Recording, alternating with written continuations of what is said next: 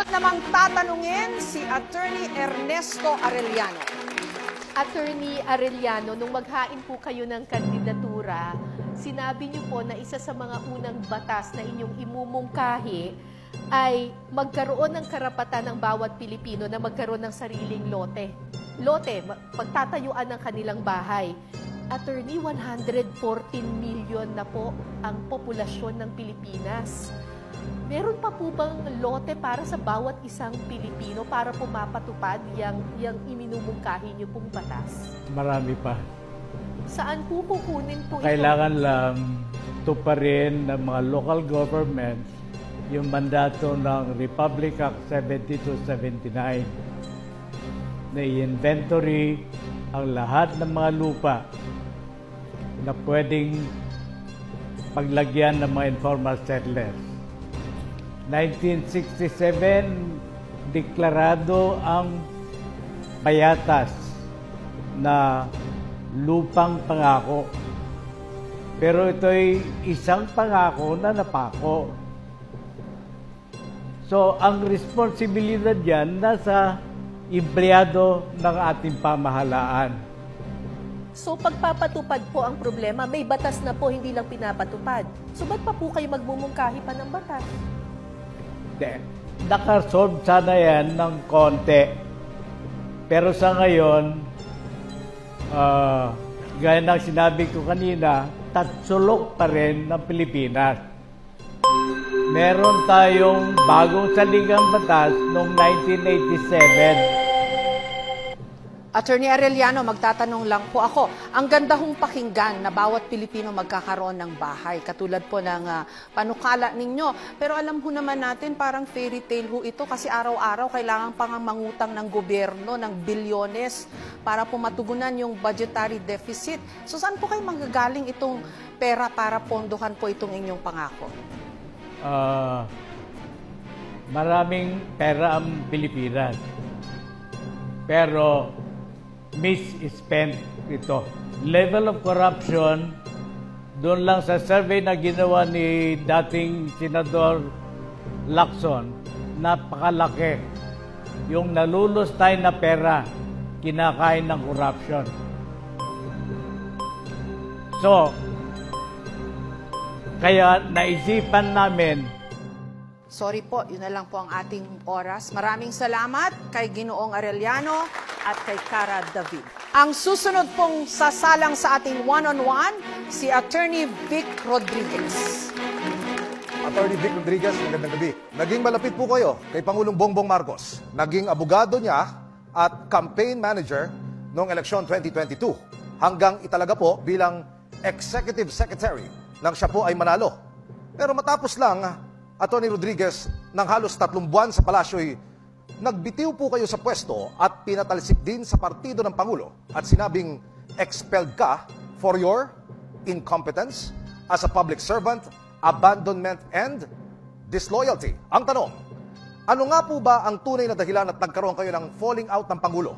Emil, yung una mong katanungan, hindi ko masikmura ang korupsyon kung kaya't ako ay umalis ng Malacanang. Ako ay binigyan pa ng isang posisyon, ang Presidential Chief of Staff, subalit hindi ko na gusto yung direksyon na kanilang tinatahak. Kaya sabi ko, ayoko na at ako'y babalik na lang sa pribado. Pangalawa, doon sa Partido Federal, kaya nila ako tinanggal sapagkat sa sama ng loob nila. Gusto nila, hinihingi nila sa akin, nung ako'y Executive Secretary, na gawin ko silang chairman ng COMELEC, gawin ko silang chairman ng PAGCOR, gawin ko silang chairman ng PCSO, at gawin ko silang chairman ng Civil Service Commission. Hindi sila kwalipikado at alam ko ang nais lamang nila ay magnakaw kaya hinindian ko yan, kanya sila nagalit sa akin. Attorney Rodriguez, meron pa ho kayong 18 segundos. Meron pa ho kayong karagdagang tanong. Dumalo po kayo sa ilang pro-Duterte rallies. Binabatikos mo ang kasalukuyang administrasyon at sinabing lumala ang katiwalian sa ilalim ng kasalukuyang administrasyon. Paano niyo po mapatutunayan ang mga mabibigat na paratang na ito, Attorney Sir? Pag-usapan natin, Emil, yung blanco na 100 bilyong pisong Bicameral Conference Committee report na siyang naging pundasyon ng GAA. Ito ay blanco. This is criminal. This is violation of Article 170 of the Revised Penal Code. Falsification of legislative document. Attorney Rodriguez, ano ho naman ang maisasagot nyo dun sa mga nagsasabi na baka kayo tumatakbo ay dahil gusto nyo lang pong resbakan o pag-revenge yung inyong pagkakatanggal sa inner circle ni Pangulong Marcos? Jessica, kaya ko tinanggap ang hamon na pamunuan ng tunay at maisog na oposisyon para labanan ang korupsyon. I have just mentioned kay Emil yung kalokohan dito sa 2025 budget. Ito'y punong-puno ng blanco, nakita ko ito, prinisinta namin ito, at ito ang aking lalabanan sa Senado, ang korupsyon. Pero as of today, may 3 na ho yatang nagsabi na wala naman daw pong blanco. Walang blanco, Jessica, ang GAA. Ang pinapakita namin blanco ay yung Bicameral Conference Committee, yung enrolled bill na naging GAB, yung General Appropriations Bill. Maraming salamat po, Attorney Rodriguez, at kay Emil Sumangil. Ang sunod namang tatanungin ay si dating Party List Representative Teddy Casino. Former Congressman Casino, noon pong 2020, sumalang po kayo sa isang Senate hearing at natanong po kayo doon kung dapat ba na ituring na kaaway ng gobyerno yung mga miyembro ng mga militanteng grupo na dating umanib sa NPA.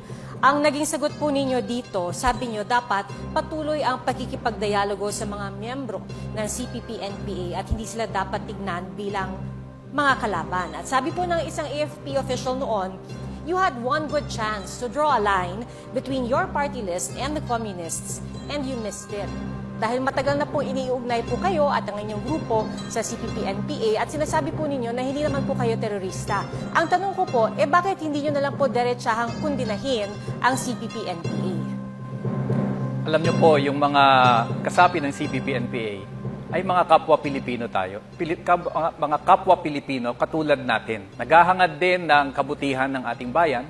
Maaring hindi tayo sang-ayon sa paraan ng kanilang pakikipaglaban. Pero kung issue at issue ang pag-uusapan, kung ugat, kung bakit sila lumalaban ng pag-uusapan, tingin ko we have more in common than we have differences. Kaya para ho sa akin, dapat hindi sila tratuhing terorista, dapat hindi sila tratuhing kaaway.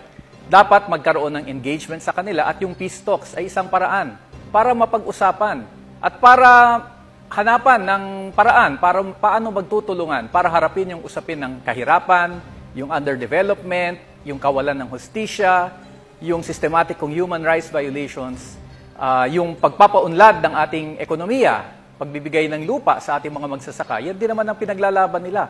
Bakit hindi tayo mag-usap? Bakit hindi natin pagtulungan ang mga problemang ito? Tingin ko mas mabuti yan kaysa sa away ng away, gera ng gera. Representative Casino, pakiklaro nyo na rin po. Yaman din lang na kayo po'y tumatakbo for senator. Ano ho raw ba ang ugnayan ninyo sa kaliwa? Ano ho ang masasagot nyo dun sa lagi hong pagre-red tag sa inyo? Ako ho ay isang aktivista mula pa ho ng kabataan ko. Kaya hindi ho ko tinatanggi na ako ay kaliwa. Pero hindi ibig sabihin yan na ako ay NPA. Hindi ibig sabihin yan na ako ay rebelde. Hindi ibig sabihin yan na nakikibaka ako para ibagsak ang gobyerno. Magkaiba ho yun. At tingin ko, importante sa ating lipunan, lalo na sa Senado, na merong boses na kaliwa, na merong boses para sa pagbabago, na merong boses para sa masang Pilipino. Yan po ang ginampanan ko sa Kongreso, yan din ang gagawin sa Senado. Maraming salamat, Congressman Casino at kay Pia Arcangel. Tatanungin naman ngayon si Representative Franz Castro. Congresswoman Castro, sa isang interview noong November 2023, may sinabi po si dating Pangulong Rodrigo Duterte tungkol sa inyo, and I quote, si Franz Party List yan, Alliance of Concerned Teachers. They are the left who are the members of the Communist Party of the Philippines. Mga rebel yan gusto nilang sirain ang Pilipinas. End of quote. Sa mga nagdaang taon, maging ang AFP na nagsabing kasama kayo sa tinatawag na Active Reds. Paulit-ulit nyo nang itinanggi ang mga aligasyon na ito. Ang tanong ko, paano nyo pa madedepensan ang inyong sarili laban sa mga paratang na ito na galing pa mismo sa military intelligence? Ako, inaamin ko, mula nung estudyante ako, ay aktivista rin ako, katulad ni Congressman Teddy Casino. Pinaglalaban natin ang tunay na pagbabago sa edukasyon, sa sistema ng edukasyon, at sa sistema ng ating pamahalaan. Kaya yung sinasabing left, ay inaamin ko yan. pero hindi as member ng CPP, NPA, or whatever. So parati na lang yan, na kung ikaw ay nagsasalita ng against sa posisyon ng gobyerno, ay tinuturing kang red o tinuturing kang kaliwa. So parang nakasanayan ko na rin yan. Kaya patuloy rin yung ating ginagawa, lalong-lalo na doon sa pagsasabatas, noong mga kailangan ng ating mga guro, sa education sector at sa mga issue rin ng ating mga mamamayan. Kaya yung issue ng mga red tagging na yan ay, kumbaga ay kinasanayan ko na yan at ako ay proud left. Paano nyo ho kukumbinsihin, Representative Castro, ang publiko na kayo ay karapat-dapat na mapunta sa Senado sa kabila po ng hatol sa inyo ng isang korte? Well, nakikita naman po yung track record ni Teacher Franz Castro sa Kongreso. Nakita natin doon yung ating paglaban sa korupsyon, paglaban po natin doon sa maling paggamit ng confidential funds. At ito po yung dadalhin natin sa Senado para labanan din po yung maling paggamit o yung korupsyon sa gobyerno. At syempre yung aking track record bilang kongresista. So yun po yung aking ipagmamalaki sa Senado. Maraming salamat, Representative Castro, at kay Vicky Morales. Ang susunod pong sasalang si Senator Bato de la Rosa. Senator Bato, may mga source na nagsabing nag-request ang International Criminal Court o ICC na makausap ang 5 opisyal ng Pilipinas, kabilang kayo, na tumayong Chief of Police nung ipatupad ang drug war. Ang rekomendasyon naman ng Quadcom ng Kamara, kasuhan kayo at 7 iba pa ng crimes against humanity kaugnay pa rin ng giyera kontra droga. Ang tanong ko po, ano po ang inyong reaksyon sa mga natuklasan umano ng Quadcom at sa rekomendasyon na kasuhan po kayo?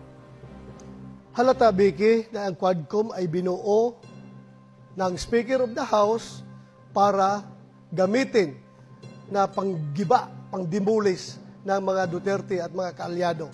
At kaya ngayon, yung 4 na komite na yan, pinagrupo-grupo na, inisa nila, walang ibang direksyon yan, kundi tirahin ang mga Duterte at kaalyado. So, ito'y pamumulitika, halatang pamumulitika. Matagal lang bumaba si Pangulong Duterte, 3 years ago, hanggang ngayon, wala pang kaso na naipile ang DOJ laban sa amin. So, halata po na demolition job ito. This is not investigation in aid of legislation. In fact, this is an investigation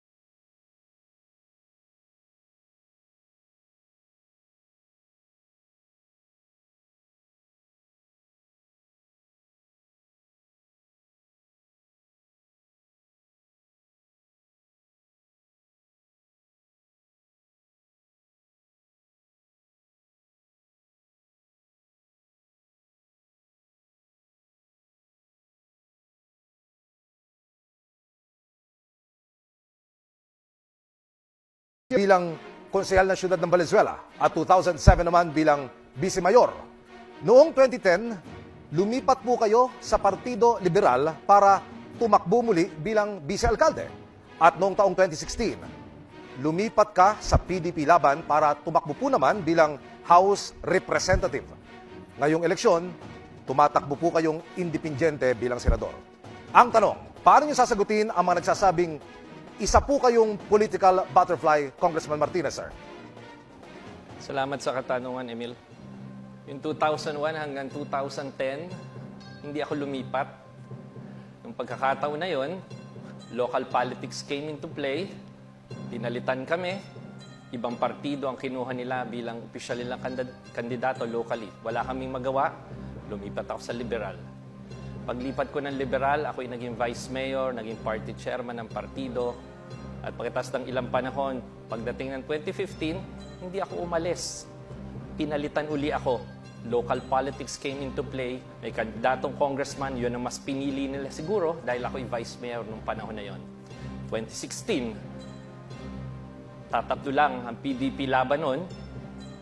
Ang Pangulong Duterte ay tumatakbo nun. Pinili kong tumakbo sa PDP laban. At hanggang matapos itong termino ko bilang congressman, tatlo lang kami noon 2016. Tumatakbo akong independent ngayon. Tumakbo tayo under the banner of unity. Naniwala tayo ron. At being independent. Congressman Martinez, veterano na po kayo sa ating politika at sa pamumuno sa gobyerno. Ano may sasagot nyo dun sa mga nagsasabi na wala naman nangyayari sa Pilipinas? Bakit ba? Gobyerno ang problema. Magsisimula sa araw ng eleksyon, itong Mayo, matalinong pagpili. Pagharap ng mga kandidato sa debating katulad nito sa pagsusuri ng mga Pilipino. Iba naman, bago naman. Hindi man sikat, pero may resume na karapat dapat pagpilian ng sambayan ng Pilipinas. Maraming salamat, Congressman Martinez at kay Emil Sumangil. Isa lang na natin ang tanong para kay Attorney Luke Espiritu.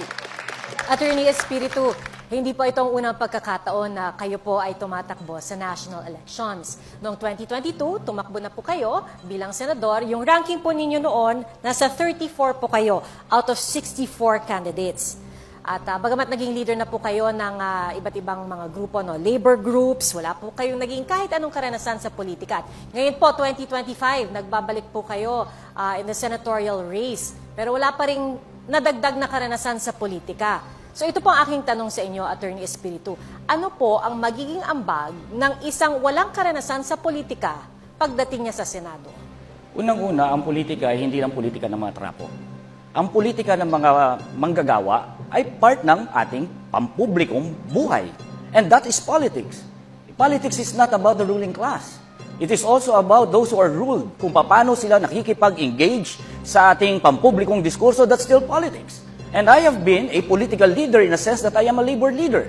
Bakit naman natin kikilalanin lang ang mga trapo at ang mga dynastiya na yan lang ang may karanasan sa politika? We have experience in leadership. I have been a labor leader for 10 years. Isn't that leadership that I can also bring into the Senate? Mas matindi pa nga kung ikaw ay galing sa mass movement. Kung galing ka sa political dynasties, anong napuproduce ng mga leader dyan? Nandyan ang pinaka-incompetent, nandyan ang mga medyo gumagamit lang ng mga budots, walang diskurso, walang katalinuhan na lumalabas sa kanilang bibig. Pero pag tumingin ka sa labor movement, sa mass movement, dyan ang mga pinakamagaling na leader. Kapag kayo ho ay nagtagumpay na maging senador, Attorney Espiritu, paano kayo makikipag-ugnayan dito sa mga senador na yung nga ho, binatuhan nyo ng hindi magandang mga pananalita? Dalawang agenda. Kailangan nating wasakin ang mga political dynasties at pangalawa, kailangan nating i-push ang mga social justice agenda na historical na hindi natin nare-resolve sa ating lipunan. And therefore, we should pass an anti-dynasty law and we should also pass legislation for our workers na tumaas ang sahod na maging nakabubuhay naman na sahod. Kailangan din natin i-resolvehin ang problema sa contractualisasyon. Kailangan natin resolvehin ang problema sa land reform. Pero sa Senado, may mga miyembro rin ho daw doon ng political dynasty. Yes, so, yes. How will you deal with them? We will force them to commit harakiri by using the power of the Senate not only to become an office senator. Maraming salamat, Attorney Espiritu at kay Pia Arcangel.